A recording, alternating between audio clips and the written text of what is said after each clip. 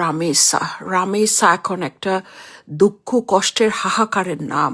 রামেসাকে নিয়ে আমি কিছু বলতে চাইনি, কারণ সবাই তো বলছে এট দ্য এন্ড সব কিছু জিরো। এই রামেসা একটা হাহাকারের নাম, একটা কষ্টের নাম। এখন it is speechless. We just feel it that we can't do anything. It's not on our hand. But আমার একটা কথা মনে পড়েছে, সেটা হচ্ছে যে এই এক রামিসা নয়, আমাদের আশপাশে চারপাশে কত হাজার হাজার Ramisa every day facing this kind of the problem. এবং সবচেয়ে বড় কথা কি জানেন, সত্যের পিছনে সত্য লুকিয়ে থাকে। জীবন সত্যি নাটকের চেয়ে নাটকীয়। অনেক ঘটনা থাকে যেগুলো আড়ালে থেকে যায়, যেগুলো আমরা অনেক সময় দেখেও না দেখার ভান করি, যেগুলো আমরা বিশ্বাস করতে চাই না।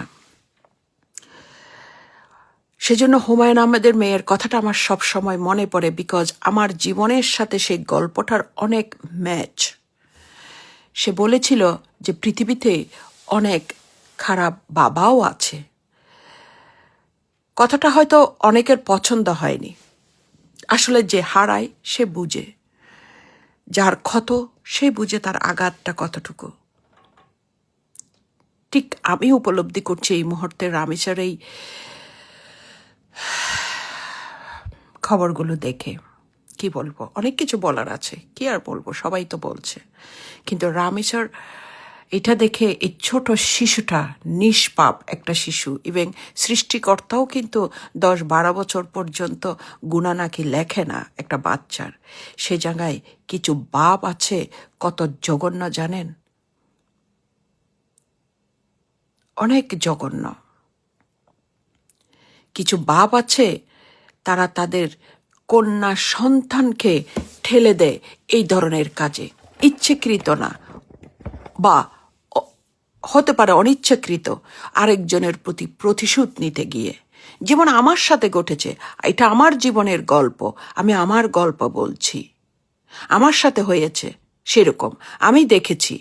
সে বাপ তার কন্যা সন্তানদেরকে এমন একটা পজিশনে নিয়ে গেছে শত্রুমি করে আমার উপরে প্রতিশোধ নেওয়ার জন্য। তাদের জীবনটা এখন এই রকম দশার মধ্যে পড়ে আছে, আতঙ্কে আছে। সেটা অলরেডি হচ্ছে।